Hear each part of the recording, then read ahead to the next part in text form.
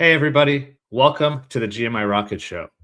I'm your host, Roman Zelichenko, former immigration attorney turned entrepreneur. I am the co-founder and CEO of Laborless, an immigration tech company that automates H-1B visa compliance and soon perm compliance, and the founder of GMI Rocket, which is a digital marketing agency focused on the immigration and global mobility, and of course, which brings you this show.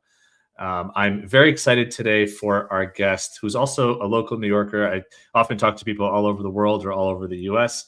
And today my guest is in New York. We probably could have done this live, but we do these shows remotely for everybody's ease. Our guest today is Sampei Omichi, who is the co-founder or founder rather and CEO of Ellis, ellis.com. So Ellis is a tech-first immigration law firm. It's a modern immigration law firm based out of New York, but with attorneys all over the country that supports individuals and companies with their immigration needs, right? With their U.S. immigration needs. Ellis is an Arizona-based firm, so they are one of these kind of new non-traditional law firms that's raised outside capital and are really changing the way the immigration landscape works now and will continue to work in the future. So I'm really excited to dig into some of that with Sampei, and of course talk about his journey to the US and starting the business and how the business has pivoted. It's going to be an awesome episode, so I'm really looking forward to it. Before we jump in, I do want to give a quick thank you to the main sponsor of this episode, 8 a.m. DocketWise. So for those in the immigration industry who are practitioners or even in-house folks, DocketWise is an end-to-end immigration case management platform that provides best-in-class immigration forms in a lot of different languages, or rather possible customizable questionnaires in a lot of different languages, industry-leading integrations with different platforms like my own, Laborless. Great customer service. I've known the team for a very long time, and I've watched them grow and kind of expand their services and ultimately get acquired. And now they've gone through a rebrand, which is 8 a.m. They're a really great team. One of the things I really like about DocketWise is that they actually create a lot of value for the industry, a lot of content. They have really great blogs for immigration attorneys on a variety of different topics like marketing and business development, et cetera. They have an ebook, they have a podcast, and so much more. So if you're interested, if you're in the market for an immigration case management platform, or honestly, if you want a tool for forms and you have something else for case management, DocketWise does that and integrates with other platforms. So do check them out at 8am.com/DocketWise and tell them that you heard about them from the GMI Rocket Show. Okay, long introduction, but without further ado, Sampei, thank you so much for being here, man. I really appreciate it. I'm very excited for our conversation. I've been wanting to have this chat for a long time. Thanks for having me, Roman. I've been following your stuff for a while as well. I feel like we've been watching each other from afar for many years, but glad we finally got to meet. And, this is it's a small industry, right? In a way, although it's growing quite rapidly. I mean, there's so many great companies out there, that are building technology for the immigration space or building modern and different immigration law firms. So it's been, I never thought I'd get to episode 50, right? I just thought, I'll get some of my friends or colleagues on a show and see what happens during COVID, and here we are. So, anyways, thank you for being here. So, we'll dive into Ellis and how the firm works, and what makes you different, and what you're excited about it. But before that, I always love digging into and learning about the guest and their life and their backstory. By the way, for anybody who's watching or listening live, please ask questions, leave comments. If you work with Sampei, give him a shout out. Whatever, we love interacting with folks live. Okay, so Sampei, you came here for college, so you had a whole life outside of the U.S. I know you grew up in Vietnam, and you spent time also in Japan, so you're fluent in multiple languages. Talk a little bit about that. What was that like, and what was who was Sampei as a kid growing up in Vietnam? So my dad's Japanese, my mom's Vietnamese, but I was born and raised primarily in Vietnam. I spent summers in Japan, so I can speak all three languages. But the reason why I have the perfect American accent is I went to international school. So I think I learned English at the age of 7. Um, Grew up, reading the same books as American kids. Like I did Shakespeare, I did world history, I did World War II, like all the same education.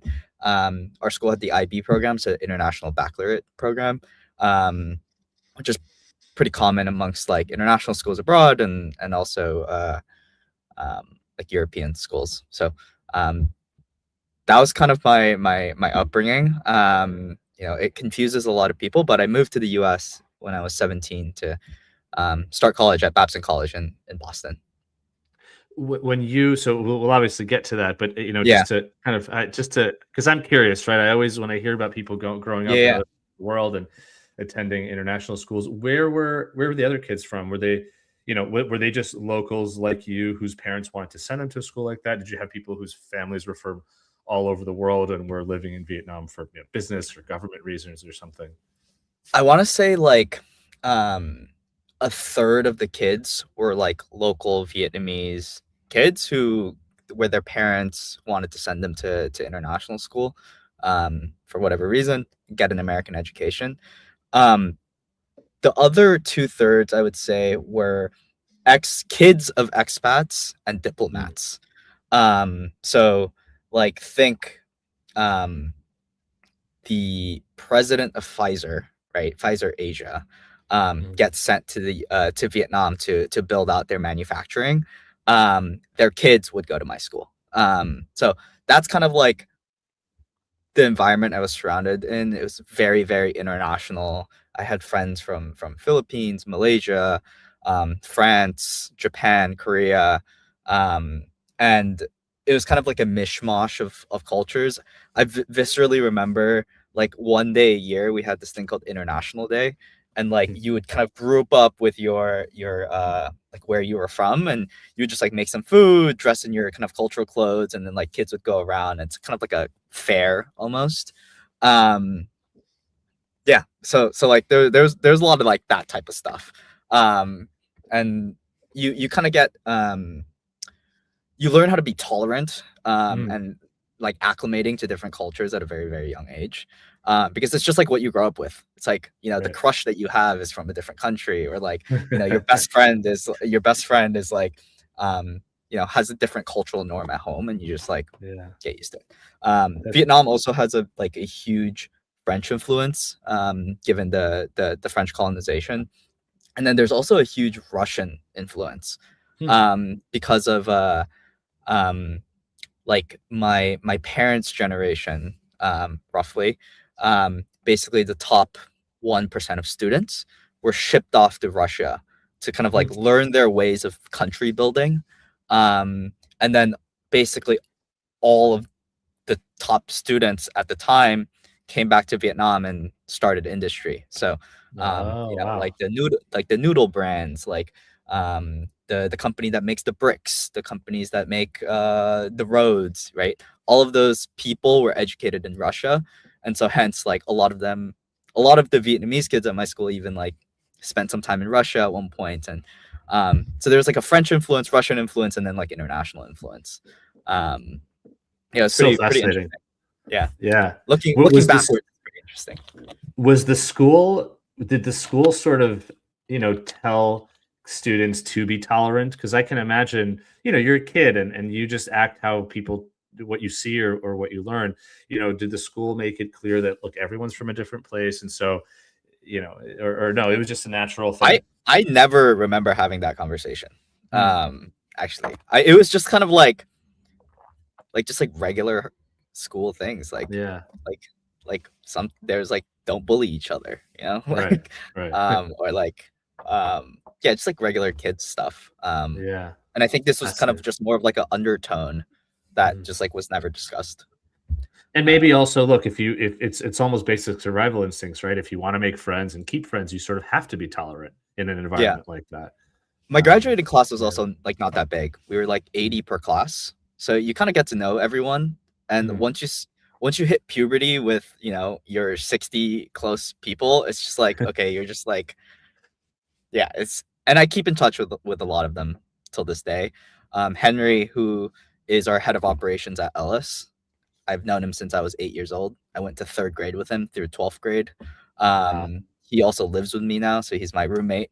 We're colleagues, and we used to go to school together. So like a lot of the bonds you make, I think, is like pretty strong given the unique experience. Yeah, that's incredible. Yeah. Very cool. And so, okay, so during this time, I like to ask this question. You know, you're growing up in this really unique environment with people from all over, whose parents do a variety of different things. Were you more of kind of a studious kid, you know, in the books, kind of thinking about a career, maybe, or maybe, you know, at home, parents are telling you make sure to study, or were you sort of a tinkerer slash kind of entrepreneurial kid naturally? You know? Um, I was definitely the latter. I think I think I didn't really see the point of school up until maybe I was like 12 or 13. Mm, Um, and then I think I had a pretty like big realization that, oh, this actually matters for kind of like the next couple stages of my life. Um, and so, you know, I, I I like to describe myself as the A minus kid with a lot of side projects. right. But I think, back to your questions on like if you were entrepreneurial, I think a lot of it is innate, and I don't remember these experiences, but the accounting of my parents and my aunt was that I've always been pretty crafty. I was you know uh, there are these like beetle bugs that were like really popular in Japan in when I was like 10 or 11 maybe.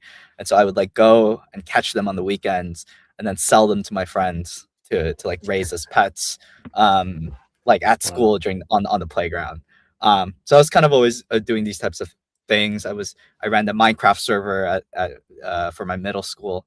So I bought this like PC computer by convincing my mom to loan me a couple $100, and then I would basically run a server 24/7, and then like kids play on it. I didn't make any money off that, but like that was like a good amount of social capital that came with it, where it's like, oh, now I was the guy with the Minecraft server. Right. So um, yeah, there's a lot of like random crafty things like this. Really got into a game called Dota 2. Are you familiar with this, Roman? I've heard, yeah, I've never played it, but I know it, yeah. It's kind of But like for League of Legends. It's like 5v5 MOBA game. And mm, um like I got like really really good at it. It like consumed my life almost. And I was like semi pro in Vietnam, making money in the weekends like playing no this game. way. Wow. Um I How old were actually you? had to quit cold. I was like maybe 14. Oh, wow. And like at that time, like like 500 $1,000, I was like, I'm freaking rich, right? Right. um but like I had to give up that game. It was crack cocaine to me, and it was just like too good, consumed my life, and I had to. Yeah, I thought like focusing my energy on other things would be more helpful. I suppose it's just out of curiosity. I mean, did your parents or anybody say, "Okay, Sampei, you have to lay off this game because your grades are suffering," or did you? I'm just curious. Did you actually see that and say, "All right, I'm obviously I'm taking it too far. Let me go back to what a 14-year-old should be doing, which is like school and stuff." Um, I want to say like my parents like took a very laissez-faire approach with my upbringing. It Mhm. was like uh they would just do enough to make sure that like I wasn't in harm's way, but it Right. was like whatever I wanted to do with my time, it was like Yeah. really up to me. Yeah. Um, so that kind of allowed me to kind of explore a bunch of things and like Yeah. um yeah, it was pretty That's fun. and I do feel like and there must have been some fundamental trust that they see you're a smart kid, you're making the right decisions overall, and you know, whether they did that act, you know, consciously or subconsciously, that kind of childhood and that kind of thought process, I do find breeds a lot of business people because you've had this, you know, freedom to explore different ideas and actually put energy into them, and you know, you weren't met with no, you can't do that, and constant like run up against the rules or whatever. You just were able to explore, and I do find that folks who start businesses, especially many businesses over their lifetimes, were like that. Not always, but I do find Yeah, that that happens. yeah. That's awesome. Um, I agree with that. I tell my friends when like discussions come up on like how you're gonna raise your kids. I was like, Mhm. I'm gonna ignore them. Like I feel like that's like the best way to go about it. I think there are actually some pretty good psychological research in that most of the parenting happens between the ages of 0 and 4. Mm. I don't remember the specific paper, but basically the thesis of it was like you have to teach them how to communicate with adults, and you have to teach them how to communicate with like their peers. And then after that, it's just like they're learning from their peers. Um, Hmm. and so I think there's some truth to that. I don't know. I'm not a parent, but um, I, I, I I think like a little bit of neglect did me pretty good in the long run. Yeah, for sure. Let's call it freedom. Yeah.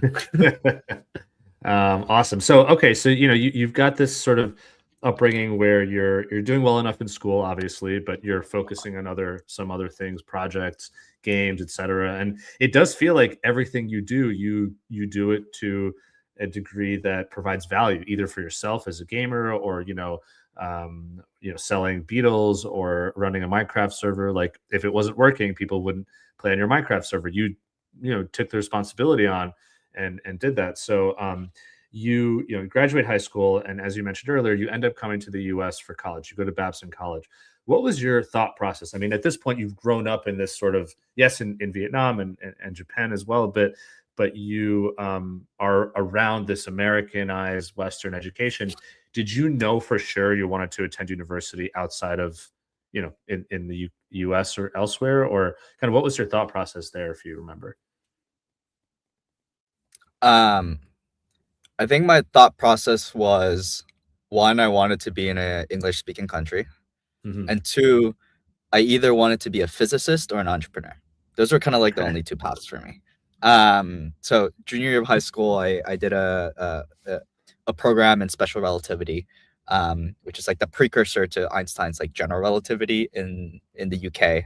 So I was at Oxford for 3 months, and I like just did not like it. I thought the UK was understimulating. It was boring.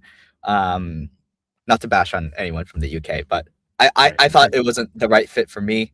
Um, it also felt very like social mobility was like more difficult, whereas America Mhm. had more of a sense of an American dream, where if you work hard, you can quote unquote make it.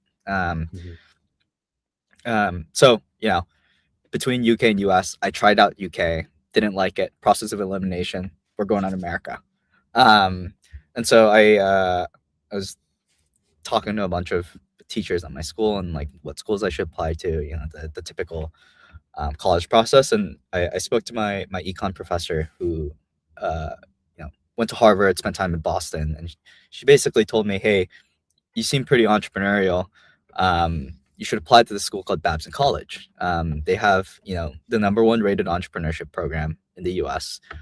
It's a small liberal arts school, or business school, in Boston. You probably won't get in, but you should apply anyways." And I remember those words very viscerally.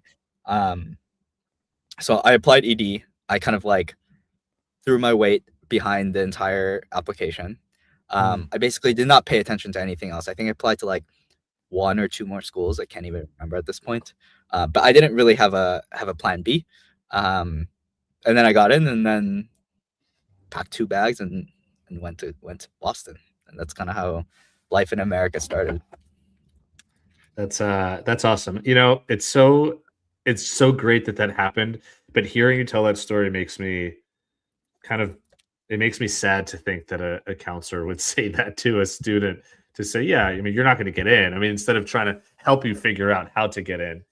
But maybe that is actually what worked, because a lot of times I find that founders, entrepreneurs have the kind of, oh, well, I'll show you kind of attitude, and when someone tells you you can't do something, that's way more fuel for, your fire to actually get that thing done. So maybe, Yeah. as I'm talking, maybe that was better for her to do, to say. Yeah. I mean, I think it worked. I don't know if it was purposeful, but it Yeah. definitely worked. I also did really enjoy her class and her as a human. Mhm. So it was a little bit out of character, but I think it was done out of from a good place.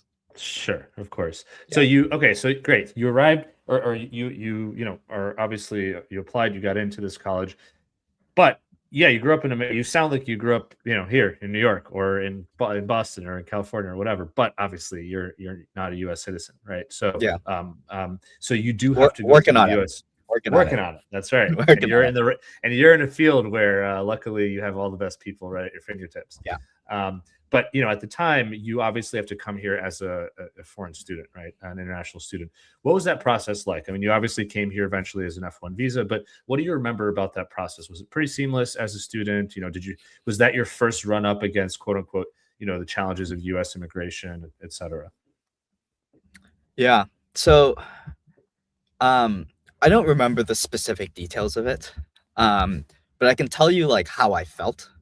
And Okay. how I felt was I felt like a fourth of my brain space and like what I was thinking about was always my immigration status. Like, Mhm. oh, can I do this? Is this within the bounds? Especially as someone who's entrepreneurial and wanted to kind of do projects and maybe make money on the side. It was like, what are the constraints and bounds of my F1 visa? Like that was always like front of mind. I eventually figured out some ways to work during the summer using CPT, even work during the school year with CPT, and I can get a little bit more on like my experience with growing my first the first startup I was a part of, OPT during the summers, things like this, and then kind of figuring out the constraints of early graduation. What does the H lottery look like? It was kind of just always front of mind, and I think I was on top of it more than the average person. So I de Mhm. facto became the visa guy at Babson, where it was just like, oh, if you have questions, just go to Sampei. And so I was kind of like uh, providing guidance to my peers on like, oh, you should probably do this. You should probably, apply for these types of jobs because they would be more willing to sponsor. Um, are you there, Roman? Yeah. Oh, sorry. I thought you froze for a second. No. And so um, that's kind of how I that's kind of how it felt Mhm. going through the process. And I graduated in 2020 right into COVID. I joined an early stage startup called River.com, River Financial.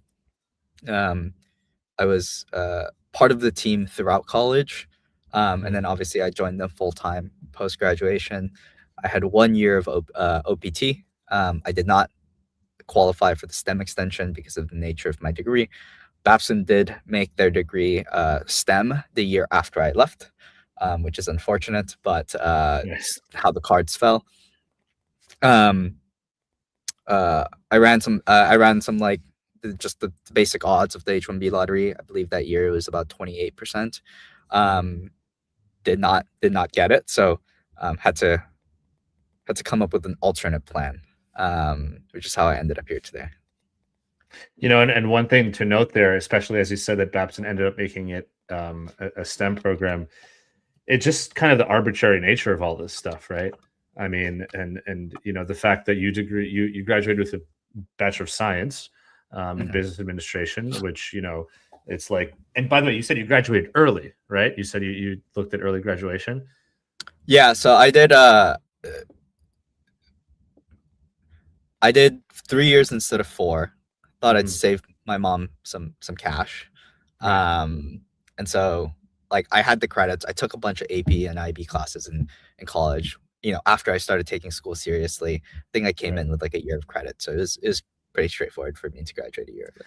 And the irony there is you graduated early, but if you had stayed and graduated the quote unquote normal Regular time, time, I you would have you gotten the would have 3 years. Yeah. gotten to 3 years of OPT. So Yeah. you engineered your own challenges in a way, but those challenges also led to you kind of where you are today. Okay, so you're going through this H-1B process, or you're trying. You apply for the lottery, didn't get it, right? And you only have the 1 year of OPT. Now you've been working at River Financial for a few years, so they, obviously they wanted you, and I'm sure there was some discussion there. What conclusion did you come to? Like, what did you end up doing as a fail safe to be able to stay in the U.S.? Well, look, my employers at River, like I joined when there's 4 people. By the time I left, I think we were like close to 30. Um, their stance, and I think for if there are any like international students listening, like joining early stage startups are great because they'll be more flexible in your visa sponsorship. And River's stance was, hey, we know nothing about the visa sponsorship process. You have unlimited resources. Go figure it out. We are fully supportive in any path you take.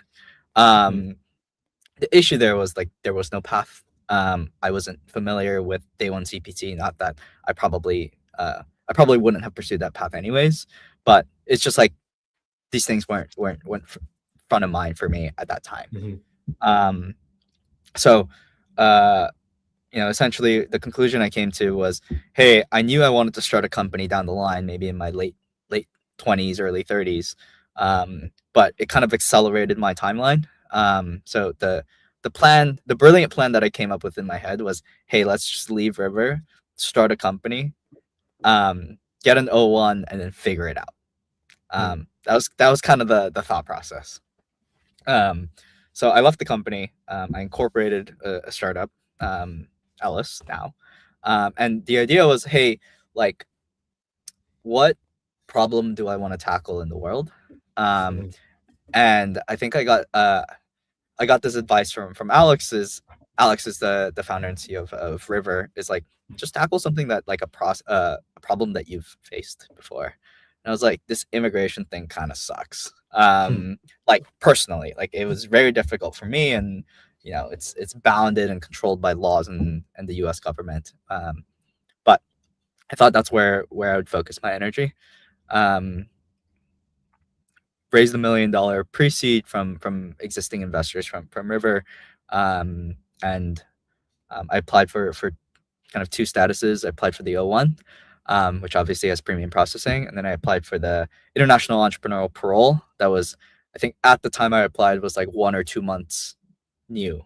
It was just like they just released it. I don't think like any applications had been filed, but I also applied for that. Obviously, there's no adjudication like windows for the IER. I got the O1 through premium processing, and then I think I mentioned this to you earlier, but I was in 2022 or 2023. There were like 6 IER approvals, and I was one of them. And so they approved me like 2 years later, and it was just like not helpful. Right. I still have it. It's like pretty cool, but it's just like I don't think anyone's actually on that status. I could be wrong, but I think there's like less than 50 people ever that have been approved, and I bet most of those people have O's anyways. Yeah, it's interesting, and that could be a separate conversation about the fact that the IER in theory is a great program because we don't have anything meant for entrepreneurs, whereas other countries frankly do. But obviously there are other ways of doing it. You can now sponsor your own H-1B as a founder. Obviously, a lot of people take the L1 path. To back up a little bit, you said you obviously had this idea to start a business and get your O1 based on that. So what was, and you raised $1 million, which is amazing. What was that initial business that you raised $1 million for and then applied for your O1 based on? Yeah. So basically, I set the theme and mission of the company, and it was basically simplify immigration. So I started where I understood most, which is targeting international students. The idea was, can we build a cohesive immigration solution for international students moving to the US? So I think one problem I faced personally was fragmented systems. So I had to go one place for a bank account, another place to help me get set up, get my SSN set up. Needed to get a phone plan. I needed to get a guarantor if I was moving off campus. There were just like a bunch of these like services that were frankly businesses in of themselves. But I got really obsessed with this idea of a compound startup, which is essentially like when you bundle many of these services and you provide a cohesive experience, the value is actually in the bundle, where having only one place to go is the experience, and then you also have integrations between the products that wouldn't have been introduced otherwise. So the idea was, hey, can we build a cohesive immigration solution for international students, then eventually expand that out to all immigrants. I quickly realized two things, learned a bit about myself, which is, one, I'm not a B2C type founder. Like, it's just the the metric optimization of increasing conversion rates by 0.5%, just like does not interest me. That's one. And two, frankly, it was just like a really hard business because of the cyclical nature of it. So learning cycles are very, very long because you basically have one shot to sell the product, come summertime when people are moving to the US. And then, obviously as a business owner, you learn a lot of things about, the process, your service, and you have to wait another year before you can implement those things. So that was really hard. So anyone tackling in ed tech, like, massive respect. And anyone targeting international students, that's like a very, very hard market. And so this was also around the time when we thought, hey, we need to pivot this business. And it was around this time when the LLM started getting really good. It was like the ChatGPT moment happened. And I think it's not a novel or even brilliant idea at all. But the idea was, hey, can we apply AI to immigration law? Can we, finally, there have been many predecessors before us that have tried this idea of introducing software to immigration law. But can it actually be done end-to-end automated now that we have LLMs? And so we pivoted the company. We incorporated the Arizona law firm, which we can get into later. And today we are a high-tech, high-touch immigration law firm, primarily serving seed to Series D companies. So we like to say we help people start and scale their immigration programs. So we do a lot of O1 visas for founders. And then as they grow their teams, we support them with H1B lottery, which is coming up. And then the slew of employment-based visas at their disposal. Yeah, it's been a journey so far. I've learned a lot. So it's awesome, and it's funny how the confluence of things happening. So obviously, being able to incorporate in Arizona as an alternative business structure and become a law firm is relatively new. ChatGPT and LLMs, becoming more usable and popularizing and growing in kind of comfort, right, or people's comfort with it is relatively new. And so all of these things happening, multiple things happening at the same time, is such a great opportunity to then take a step back and say, how can we leverage these things to build a new type of business or build on top of an existing business model? I know you raised, I want to talk about this briefly, but I do want to get to the whole Arizona thing because I think it's fascinating, and just to hear how your experience has been. But I know you said $1 million of pre-seed, and then I believe you raised $5.6 million seed or something around that. I was That's right. looking at what was the pitch at the time? Was it pre-pivot? Were you still pitching this idea of building a software solution for international students to help them navigate everything effectively when they came in? And the reason I ask this is because, as more people want to enter the immigration space, and as, let's say, AI is making it somewhat easier to have, a variety of different business models, they're going to try to raise money. And in my view, when I first started Laborless, there were so few companies in the immigration space that raised venture capital. It wasn't an investable industry, really. Now it's shifting. So just curious, what was your experience, pitching it? Maybe what were you selling? Obviously, I know you pivoted, but it worked at the time. So. Yeah. So the pitch for the seed was the original idea. I think, thinking about the immigration market today, I actually think if you're only tackling immigration and doing cases for folks, I don't think that's an investable category. If I was a venture capitalist, I would not invest in that category. I think the question becomes, by having that core competency of being able to move people across borders, what business opportunities does that introduce? I think that's the frame I would think about it. Us, I mean, we have a couple competitors now. I think everyone's approaching it quite differently, but the wedge is, providing business immigration for growing companies, right? Mhm. Um, you know, just the laws of economics. When things get easier and when there's more competition, prices drop. I think we're already Right. seeing that, which I think is great, frankly. Um, I do have this belief that I do think there's going to be a software layer on top of these like government statutes for visas, and someone's going to turbo tax them, if you will. And I don't really care. I mean, I would like it for it to be us. My investors are not going to like me saying this right now, but I would like it for it to be us. But if someone else did it, um, I think that's like great for the world and like great for the US, and hopefully they expand it all over the world.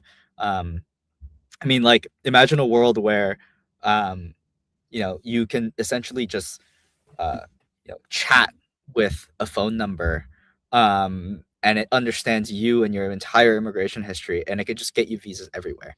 And I think like Mhm. Americans like typically take their passports for granted, but most of the world you still have to get visas to go all over the place. So you know, uh, what if a Vietnamese citizen could figure out what the requirements are to go to China, or visit the Philippines or visit France. Like there are all these like how do you build a software layer so everyone can just go anywhere within the Mhm. bounds of the country's constraints. I'm a big fan of following the country's rules. I'm not here to impose any moral judgment on immigration policies. I'm just here to Right. create kind of like the software layer to operate on top of it to make it a little more user friendly, if you will. Yeah. Yeah, that makes sense. And all those rules change and there are certainly similarities around the world, but there are major differences in how countries implement their immigration policies. And it does feel like it's a major coordination problem and getting the updated and information to whatever the platform is, but it does feel like it's within our grasp. Like the building blocks are there. It's just about, you know, all the pieces falling together the right way Yeah, and making that possible. That would be super cool. And I think a lot of folks, especially in our industry, do wish that they're, to decrease the barriers of travel and barriers of mobility and, resettling. I mean, I remember I talked to a few founders around the COVID era when a lot of people were saying, oh, borders are shut down and immigration is going to sort of never come back. And I remember this one founder said, moving is natural. Like it's human nature to want to explore and want to move and be curious about other parts of the world. It will never disappear, and this was COVID when we thought the world is ending.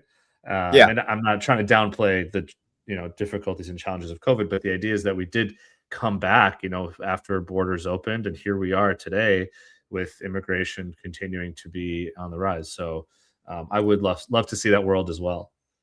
I actually ran this analysis on our customer base. So we have travel history data for over 500 passports, right? So I could just look at travel, the frequency of travel, and it's actually rebounded stronger than it was pre-COVID. So people are traveling more now, and it's Yeah. growing like 7% year over year. Again, like we're pretty biased because we service a lot of founders and people who live on the coast. But I think like on average, Hmm. I mean, it's back, and like um, people are like traveling has always been like human nature, like you said. People are always looking to explore. So how do we make that easier? Like I'm doing a trip with Yeah. my friends in a couple weeks. We're going to Japan, um, and first question is like, do we need a visa? Like, what's the process Right. here? Right. Right. So like you can Google it and try to spend a couple hours every day to figure it out, or what if there was a company that could just like make that super seamless and understand your global mobility needs, if you will. Yeah.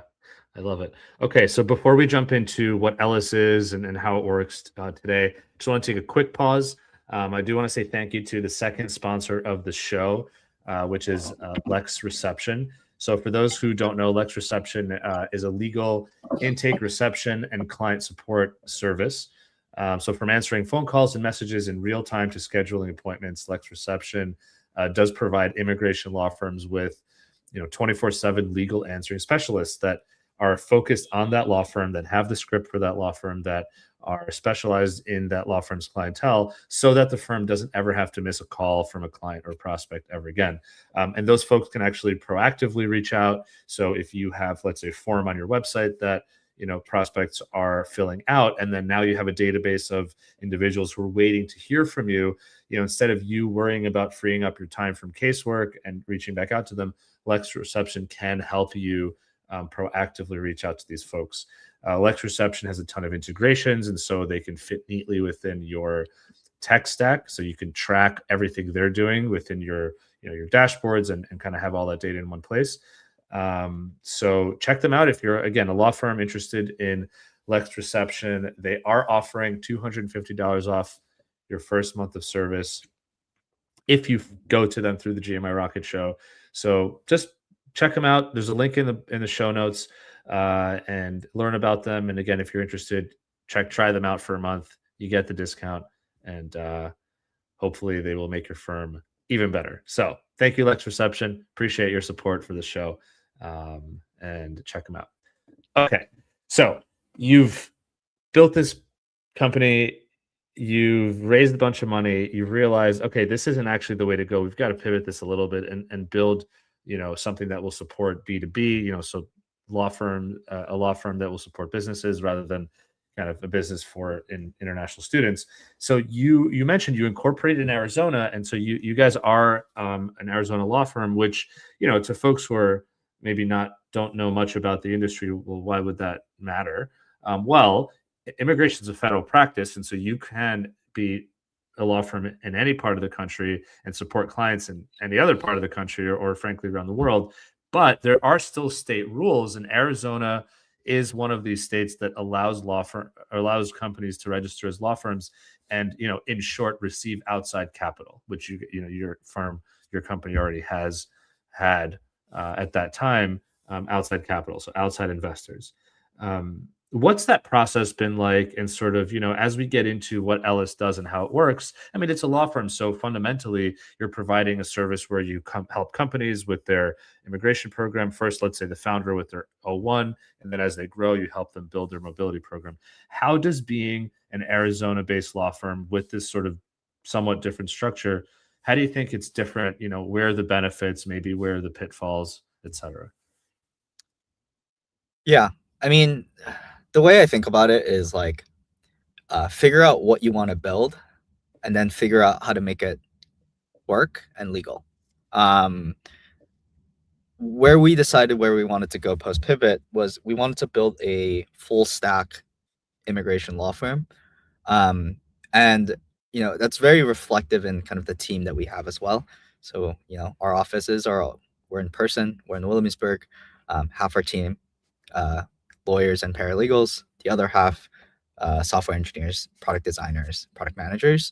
And we really operate as this like interesting confluence between a law firm and a tech company. I've never worked at a law firm, but I've worked at tech companies, and it sure does feel like that, or inklings of that. So we wanted to do this thing, and there's a rule where non-lawyers can't own equity in law firms in those states. And so there's basically 2 experimental, maybe 3 now, programs called alternative business structures, where you can get incorporated as a law firm in one of these states, that allows for outside capital to be invested in. It's Utah, Arizona. I think Washington is launching a program as well. Someone needs to fact check me on that. But we did our legal due diligence, and we figured that Arizona was our best option. It was probably a year start to finish for us to go through that process. It was you have to create your compliance policies. You have to go in front of the Arizona Supreme Court, and kind of plead your case. So that was pretty fun. put on a suit, which I don't do very often, and zoomed into the Supreme Court hearings, and we were licensed. I think about a year ago, and we've been operating ever since. So how do you find that benefits you? And I want to have this conversation with you because honestly, this conversation doesn't happen very often. And so maybe mobility teams who are looking at, or maybe a founder first and foremost, but founders Yeah, are pretty flexible, right? But yeah, existing, small, like you said, seed to Series D, is that what you said? yeah, So startups that are raising money that maybe are hiring dozens, if not a few hundred foreign nationals, they have to care about the not just you filing 101 and making it work, yeah. but the program, can you support them, etc. How, and this is a new paradigm, how should they look at a firm like yours that has outside capital, that has this alternative business structure? What are the differences that you sell to people, right? What are the differences that you share with them? Yeah. So I would bucket immigration law firms slash practitioners into three buckets today. There are, the founders are lawyers. They're typically buying software off the shelf if they're doing that at all. And they're primarily operating a law firm, right?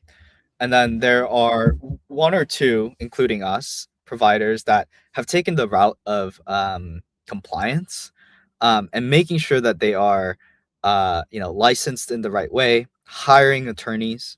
Attorneys have complete oversight over this technology being built.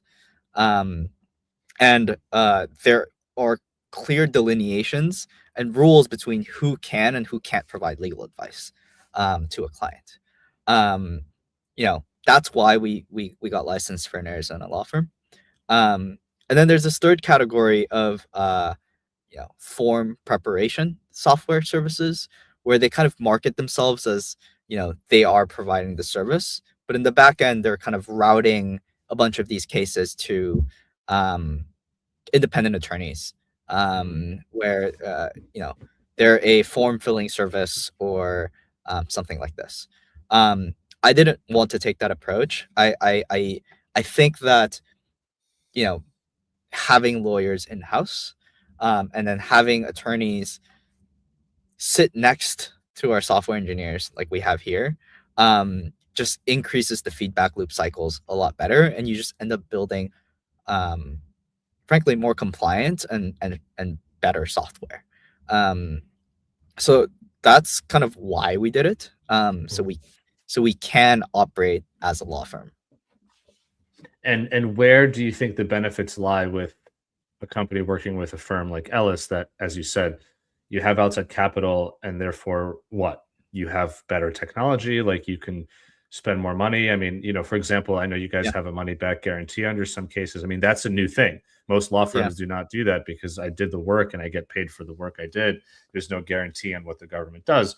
But like in the tech yeah, space, we understand what it means for companies to be venture backed. They often can operate at a loss for a number of years to get yeah, to build and to grow and to learn and to gain that's not standard in the legal and frankly yeah, many other industries. So can you share a yeah. little bit about your thoughts of like where does this outside capital thing, how does it manifest itself? How does it I see. actually, you know what I mean, Yeah, in the yeah, legal market? yeah. I mean, it allowed us to invest in building software from the ground up. So we were very deliberate that we did not want to buy a case management system, Mhm. because we wanted to build the experience of the technology platform. There's three users, right? There's the beneficiaries have a product, an application that they can access, manage their documents, their travel history. If they're going through a case, we have very specific dedicated intakes for that person. Um, then there's the organizations, right? The org admins need to manage their workforce. They need to know whose visas are expiring, what needs to be renewed. Um, what is my cost or immigration outlay this quarter. And then there's the application for our internal legal team. So we spent we've invested a lot in our technology to a point where, we recently launched a subscription service where, starting at $2,000 a month, growing companies have unlimited access to H-1B, TN, E3, H-1B1 petitions. And that's because we believe that we've essentially been able to automate those case types where the only human in the loop you need is, one, filing the LCA, which we're looking to automate next, and then two, human attorney review. So like at the limit, what that looks like is like someone kicks off an H-1B case or a TN, and the org admin fills out a form, the beneficiary fills out a form, and outspits a petition. We've built AI agents in the back to do a lot of this work, check the work, extract data from passports, extract data from I-94s. And we've built this entire rules engine, and it was very hard. It was like building a factory. But now the factory's live, and we've launched the factory. Now the idea for Ellis is, now that we have the scaffolding and the infrastructure to support kind of the more simple case types that are typically more low value, we can then expand the case types we support and eventually expand the countries we support, right? And so we're really thinking about this as like a software first company, where ideally at the limit the experience does feel like TurboTax. Mm-hmm. How do you feel about, and that makes a lot of sense. And, what about for companies that are thinking, all right, I love the automated, aspect of applications, and it's going to be quicker. Hopefully it'll be cheaper. I mean, obviously if it's unlimited for, 2000 or however many, depending on your volume, still that's great, right? That's going to be a much more affordable immigration program and service, especially for small companies that need to be kind of diligent with how they spend their money. What about for larger programs that say, okay, well, I also, I have policy considerations, I have, things like that. Like as the companies, as their programs grow, their needs grow beyond just immigration. Do you feel that there's also any kind of benefit there of your kind of structure, where you support larger enterprises? Yeah, I mean, that's only our subscription. You could still consume Ellis as, like you would any other immigration law firm. Like O1s aren't included on that list because you just pay per case, right? And we call ourselves a high-tech, high-touch immigration law firm because what does building good technology allow you to do? It actually allows our attorneys and frees up their time to do more high-leverage tasks, like helping companies set up their immigration programs, what policies they need, and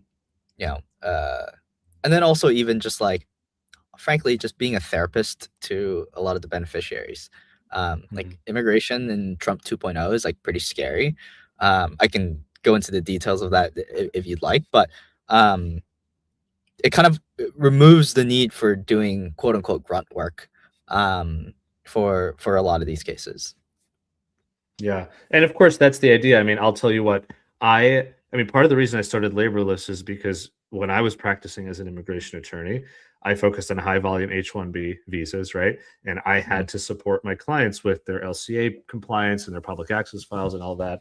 And it felt like that specific process was so ripe for technology, and there was nothing on the market. I mean, there was case management, but I mean, frankly, even right now, there's not much on the market. I mean, Laborless is in my view, obviously I'll say this for my own benefit, but the platform for folks to use for their LCA compliance automation, for their public access files, et cetera. And we have a lane, we stick with it. But at the time I thought to myself, I don't want to spend my time on this. My best memories as an attorney was, all have to do with conversations with my clients. I mean, sometimes I'd come home, my roommates would be like, dude, why are you working till 8 o'clock? And, I'd be tired and stressed. But if I really audited my day, I probably spent way too much time on the phone with the clients who would call me and say, hey, what's happening with my H? By the way, what happens if I don't get my H? What are my options? Then I'd sit with them and I have their resume. I've got their sort of life story with respect to immigration. I know where they work, and we could talk through some options and this and that. And I just wanted as an attorney to get off the phone when I get off the phone with them, to know that at least they feel not worse, but hopefully Yeah. they feel better, right? Yeah. So to your point, that's what I loved about practicing.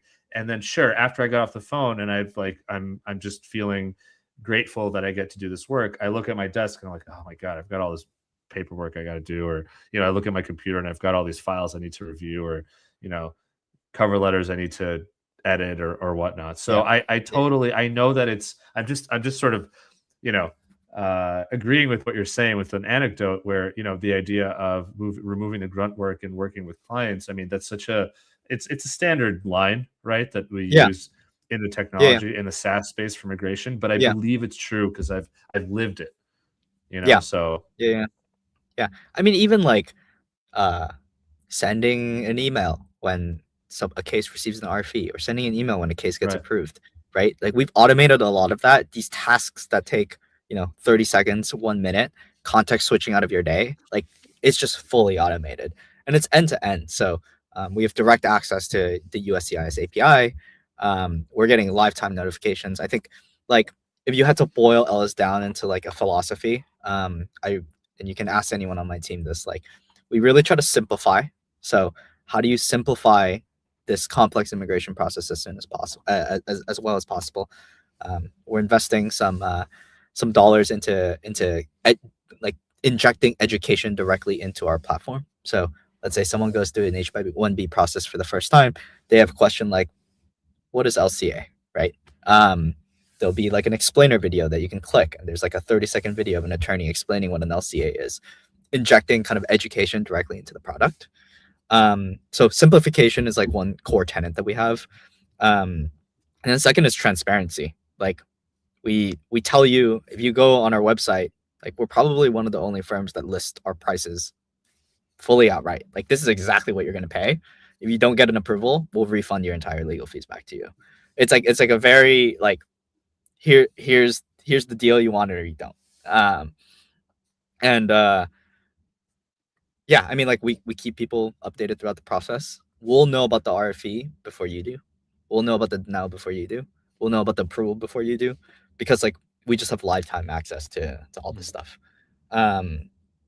I think the way I think about it is like, it allows immigration attorneys to do their job better, and then slowly automating many unfun parts of their jobs away. Yeah.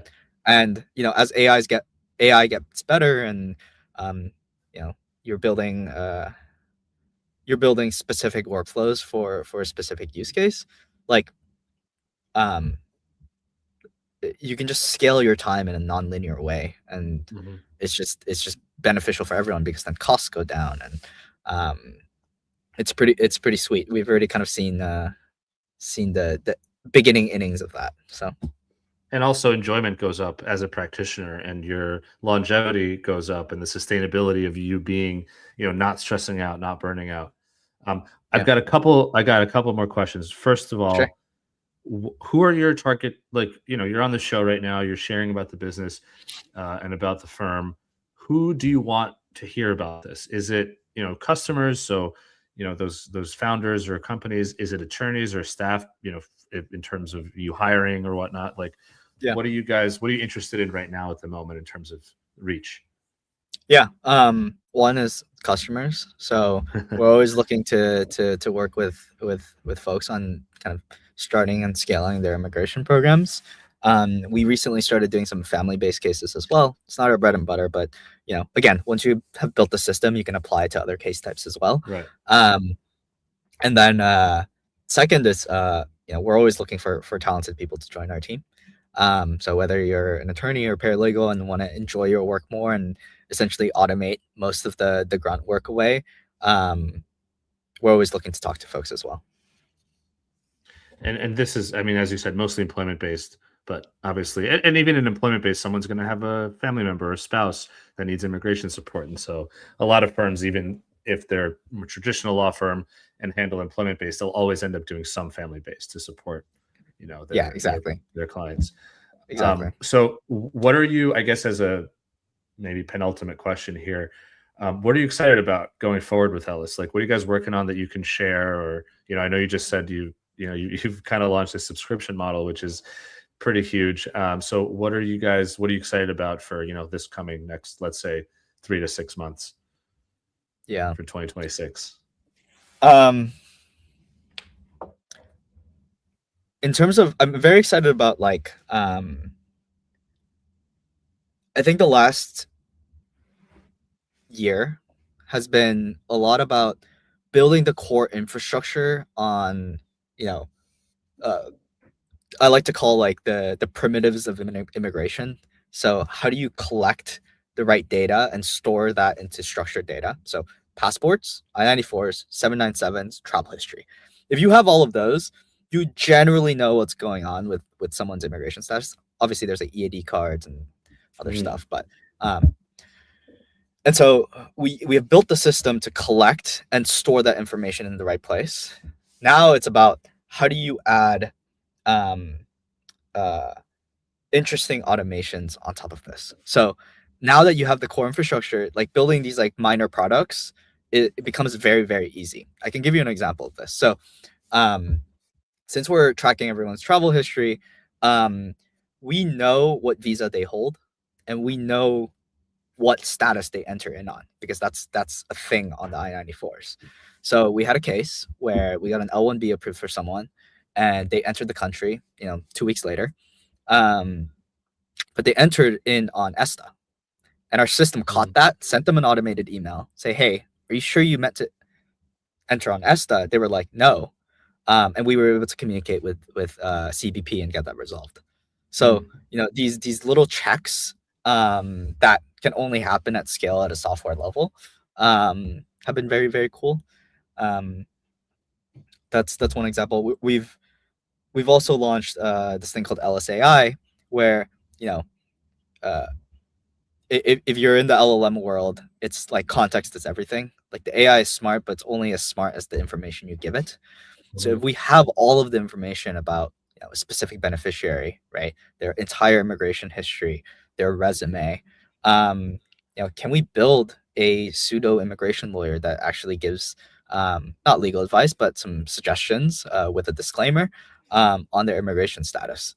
And if they wanted to talk to a human, they could talk to a human. But at a certain point, like it's going to get better than a human. Like, people are just going to want to talk to this thing that has full context over their immigration history.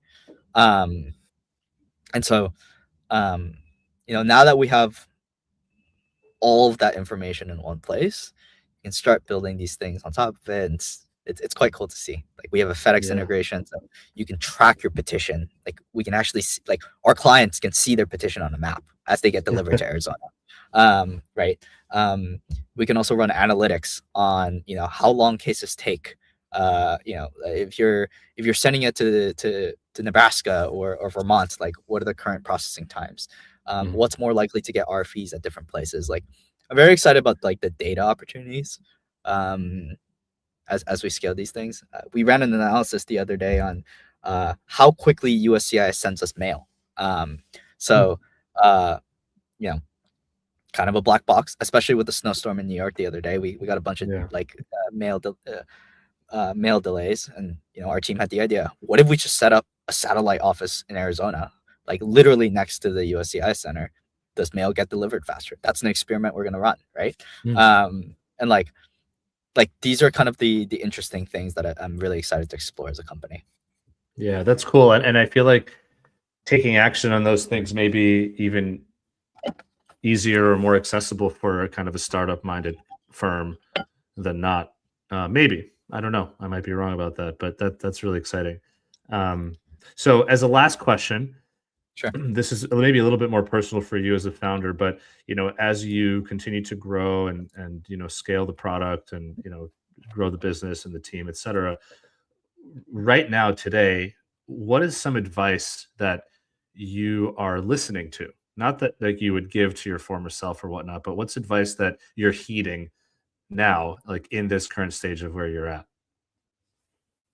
It's really funny you say that, because I started working with a coach about 6 months ago. I'm like Nice. pretty self-aware in that, I started the company when I was 21. 21 going into 22. I'm 26 now. I'm still very early in my career. I have a lot to learn as both professionally and as a leader. So I started working with a coach. And we did 360 reviews for everyone on our team, performance reviews once a year. And I was like, hey, let's do my review too. So it's like, okay, like everyone on the team, talk to Jared, and Jared's going to give me a review. And he sent me actually the my review this morning. I read through it, and like I think overall positive, but there were definitely some critical points where my team members were peeved with me about, and I guess like one thing that stood out was scaling myself as a person or a leader, and learning to delegate. So I think this goes both in my personal life and professional life, but I tend to like to get deep into the weeds. I understand exactly how our code base works. I understand how we're filing cases. I know the pages per minute on our printer. But maybe relinquishing some of that control and trusting people to manage their functions is one thing I'm working to do this year. Yeah, that's awesome. I love that. And that, frankly, I'm sure that will ebb and flow. At some points you'll step away, and then something will cause you to get back into the weeds, and then you'll realize you're doing it, and everyone else will, and then you'll step back away. I kind of vacillate between the two as well. But yeah, that's really great advice, and very cool that you're working with a coach and doing this, especially as a growing business, because it's really probably easy to blink and suddenly. How many people are on staff now? More or less, we have 13 full-time now. Okay. Yeah, and then you're probably managing some contractors and others, so it's a lot to deal with. And hopefully you guys continue to grow, and I'm sure in a couple of a year you'll blink and it'll be 100 or whatever. And then that's the plan. Yeah. So awesome. But hopefully headcount doesn't scale linearly. Like if we're actually doing our job and the technology is being built, it should scale. Like if caseload 10x's, our headcount should like 2x or 3x, or at least that's the goal. But that's the goal. I mean, that's the goal with AI, and that's the goal with software anyway. That it does more of certain things than a human can do, and is more efficient.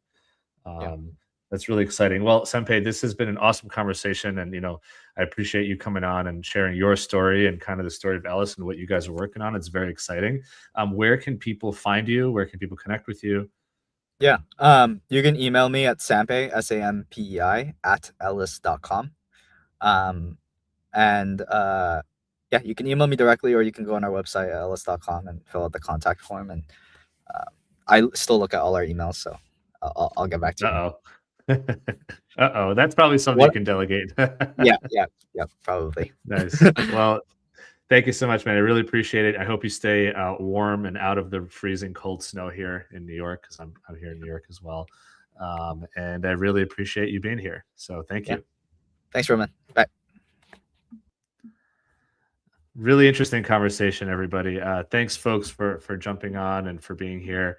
I think it's fascinating to see where the immigration industry is going, and this sort of new crop of immigration law firms that are built with technology from the ground up and have outside capital. So we'll continue to see how this impacts the industry, how this impacts the practice, how this impacts clients, maybe how this impacts government. Really exciting times. Huge thank you before we go to DocketWise again, 8 a.m. DocketWise. So once again, the main sponsor of this episode, DocketWise, is an end-to-end immigration case management platform that provides best-in-class immigration forms, customizable questionnaires that make it really easy for clients, beneficiaries, et cetera, to just upload their data or files and pull that information for purposes of their immigration applications. They have tons of integrations with payment apps, calendar apps, everything you might need, including my company, Laborless. Great customer service. Like I said earlier, what DocketWise is really awesome about as well is all the free content that they provide for practitioners. So again, blogs and other resources for lawyers looking to expand their practice, learn about marketing, learn about mentoring, etc. They have they have ebooks as well on various topics. They have a podcast, so do check them out. 8 a.m., the number 8 am.com/SocketWise, or use the link in the show notes. And if you do talk to them, tell them that you heard about them from the GMI Rocket Show. So with that, thank you, everybody. If you're in the East Coast or anywhere that's been hit in the U.S. with the blizzard, hope you're staying warm. Hope your power's on. And hopefully you guys have a wonderful weekend, and see you next week. Peace out.